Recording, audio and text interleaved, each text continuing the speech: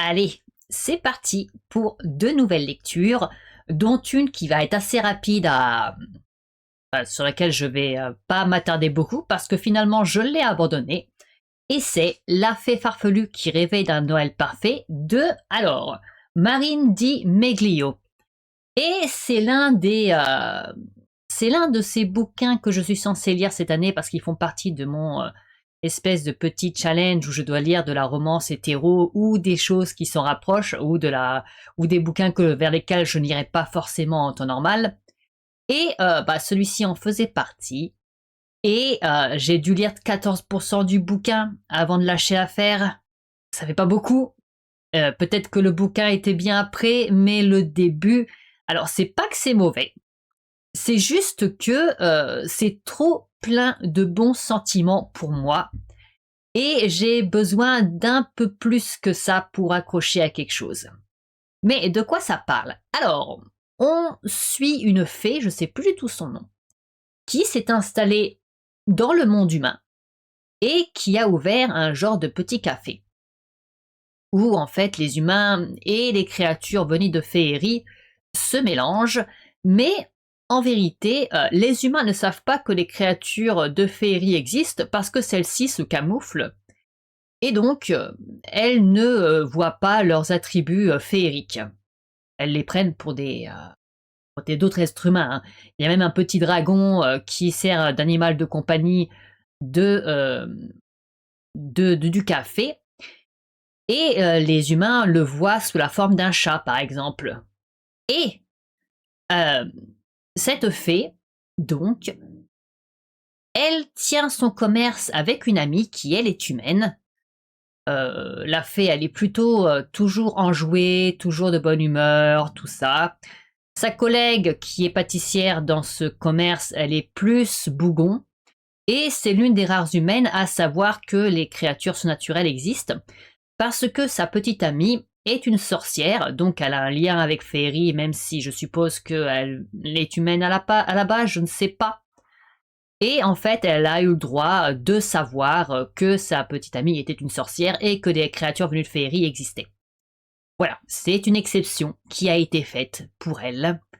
Et apparemment, dans la suite de l'histoire, je pense que c'est les autorités du monde non humain qui veulent fermer le café pour je ne sais trop quelle raison. Et ça doit être forcément un peu le problème du bouquin à résoudre. Sauf que moi, je ne suis pas arrivée jusqu'à là, vu que, comme je l'ai dit, je n'ai lu que 14%. Parce que, comme je l'ai dit également, c'est trop plein de bons sentiments pour moi. J'aime les choses mignonnes, mais il manquait peut-être un humour, il manquait un petit quelque chose qui aurait pu m'accrocher. Là, c'était trop sirupeux pour être sirupeux. J'ai du mal. Alors, c'était de la cozy fantasy. Du coup, je pense que la cozy fantasy, ce n'est pas pour moi. C'est toujours plein de bons sentiments comme ça. Euh, je suppose que ça va me tomber des mains, quel que soit le titre, à moins qu'il y ait un humour très prononcé avec une petite couche peut-être pas plus sombre, mais peut-être un peu plus cynique, ou je ne sais pas trop. Je sais pas trop. Il manquait quelque chose. Il me manquait quelque chose pour m'accrocher. Voilà. Donc je l'ai abandonné. Et sur ce, on va passer à la seconde lecture. Alors, la seconde lecture, c'est donc Marqué à vie de Émilie Schepp. C'est une autrice suédoise, je crois. Et pour le coup, j'ai bien aimé ma lecture. Alors, c'est pas un immense coup de cœur, mais j'ai bien aimé ce que j'ai lu. Qu'est-ce que ça raconte? Alors en fait, on découvre un homme qui travaille pour les services de l'immigration. En fait, il est à la tête des services de l'immigration de la Suède, si je ne dis pas de bêtises. Et, en tout cas, de son coin de la Suède, je pense plutôt. Et il est retrouvé mort chez lui. Et les seuls indices que la police a, ce sont à part du coup forcément les empreintes digitales de lui-même et de sa femme, ce sont des empreintes digitales d'un enfant situé près d'une fenêtre. Et forcément, la police, elle ne se voit pas partir sur une piste en se disant c'est un gosse qui l'a tué. Donc à la place, elle préfère plutôt penser que la femme est le coupable, et donc forcément, on l'inculpe. Mais, quelques temps plus tard, on découvre sur une plage un enfant assassiné par balle, et cet enfant, non seulement ses empreintes digitales correspondent à celles qu'on a découvertes chez l'homme assassiné, mais en plus, il a dans sa nuque, enfin au niveau de son cou, un nom gravé qui est celui de Thanatos. Et dans cette histoire, on suit notamment, en fait c'est le personnage principal, mais on suit plusieurs points de vue, mais c'est elle vraiment le principal, une femme qui s'appelle Jana, qui est procureure, et le truc, c'est qu'elle-même a un nom gravé dans sa nuque, qui est celui de Ker, sauf qu'elle ne sait pas du tout d'où ça vient. Elle a des cauchemars réguliers qui montrent quelque chose qui pourrait potentiellement être son passé. En tout cas, elle voit une petite fille, elle voit des gens, elle voit des choses assez dures dans ses cauchemars. C'est des cauchemars qu'elle a depuis l'enfance.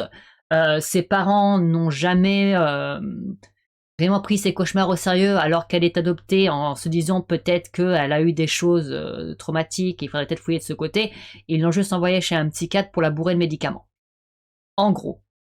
Parce que forcément, on a juste pensé que c'était des hallucinations et des délires, et on l'a juste bourré de médicaments. Et Jana, du coup, c'est une procureure qui a succès dans son métier, elle est très bonne apparemment. Et quand elle découvre forcément, parce qu'elle fait partie de cette affaire, que l'enfant en question est marqué comme elle, en fait, elle est avec ses parents, elle est la seule à savoir qu'elle a une marque comme ça dans le cou, enfin dans la nuque. Elle le cache à tout le monde. Bah forcément, elle se dit que peut-être que ce gosse est la piste pour expliquer les zones d'ombre de son passé. Et c'était intéressant, parce que forcément, on va apprendre l'origine story de Jana, et franchement, je trouve que c'est une bonne idée. On part sur des délires avec des enfants qui deviennent des machines à tuer, on part sur sur ce genre de trucs, on part sur des coupables qui sont un peu insaisissables parce que du coup ils sont bien cachés derrière plein de couches, et la police n'a aucune idée que ce genre de choses se produisent. Donc non, je trouve que c'est bien, je trouve que c'est très bien. Alors les personnages sont pas forcément très attachants, en particulier une qui s'appelle Mia, qui est un flic et qui est juste insupportable. Franchement, c'est une connasse, faut dire ce qui est, voilà. Jana, elle est plutôt dénuée d'émotions, donc c'est quand même difficile de s'attacher à elle, même si sur la fin, elle devient plus intéressante, mais dans l'ensemble, j'ai pas réussi vraiment à m'accrocher à elle, enfin m'attacher à elle. Les autres personnages qui sont Henrik, ça passe sans plus, Gunnar, ça passe sans plus, je crois que c'est Aveline la dernière, ça passe sans plus, même, enfin, je veux dire, ces personnages sont... Il y a aussi Ola, mais c'est pareil. En fait, ces personnages-là sont tellement, que ce soit Gunnar, que ce soit Aveline, que ce soit Ola, sont tellement mis en retrait qu'au final, tu t'attaches pas trop à eux non plus. Voilà, je pense qu'ils seront plus développés dans les tomes suivants parce que c'est une série et qu'on va certainement retrouver les mêmes personnages, et qu'on a quand même des, sous-intrigues avec eux parce qu'on développe un petit peu quand même leur vie. Donc, je suppose qu'ils seront plus développés. Mais ouais, que ce soit Henrik, que ce soit Gunnar, que ce soit Aveline, que ce soit Ola, on s'attache pas plus que ça avec. C'est sympa qu'on ait plus d'informations sur eux, mais voilà. Et Mia, je le redis, c'est une connasse. Ah, je l'aime pas. Je l'aime pas, je l'aime pas.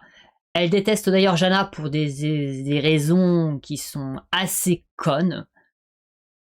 C'est juste une rageuse en fait. Elle est toujours en train de se foutre dans la merde financièrement. Elle est désagréable. Ah, j'aime pas ce personnage. Et du coup, comme je le dis, j'ai bien aimé. Surtout la fin. La fin, ça s'enchaîne vraiment. Et c'est intéressant, même si tu vois venir des choses et que Dans l'ensemble, Jana a quand même été assez naïve, on va dire, pour ne pas trop spoiler. Dans l'ensemble, c'était une bonne lecture, mais je ne sais pas si je poursuivrai la série. Parce que c'est une série qui fait déjà 7 tomes, et je crois qu'elle n'est pas terminée.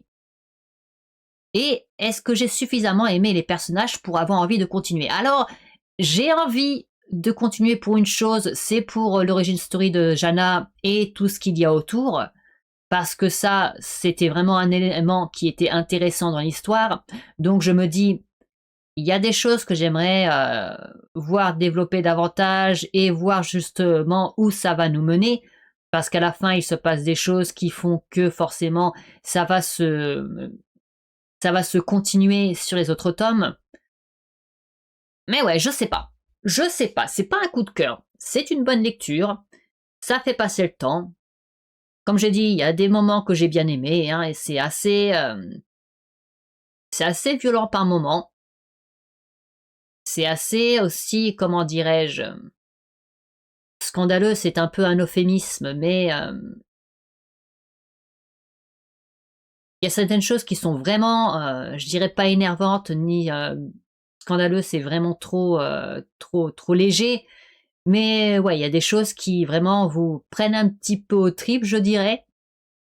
Donc de ce côté-là, c'est sympa parce que j'aime bien aussi quand il y a un peu de violence dans ce genre de bouquin. Forcément, j'ai aussi du thriller pour qu'il y ait un peu de violence, hein, sinon je ne lirais pas ce genre de bouquin. Mais ouais, je vais voir. Je vais réfléchir si je continue ou pas. Pour le moment, c'est un ouais, mais peut-être que par la suite, je me dirai, oh allez, je vais continuer. Et voilà où j'en suis avec cette série. On va voir si je continue ou pas, si je continuerai du coup à en parler. Mais j'ai tellement de livres à lire à côté que vraiment j'hésite parce que j'ai pas envie de me rajouter encore des lectures alors que je m'en sors déjà pas avec celles que j'ai. Donc c'est compliqué. C'est compliqué. Et d'ailleurs, en parlant de séries que je ne vais pas continuer, j'avais présenté, alors je me souviens plus du tout du nom, je suis désolée, j'ai pas regardé avant de lancer cet enregistrement.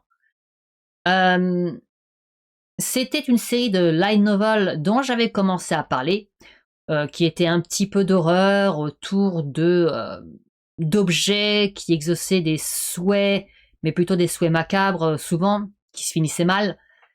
Et j'avais dit à propos de cette série, de toute façon je mettrai l'image du roman en question sur l'écran quand j'éditerai le truc.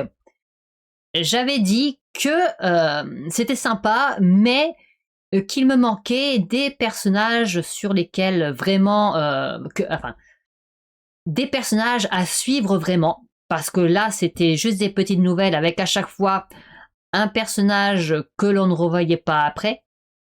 Et moi j'avais vraiment besoin finalement de deux personnages que j'allais suivre sur plusieurs tomes, où est-ce qu'on allait développer leur histoire et tout ça.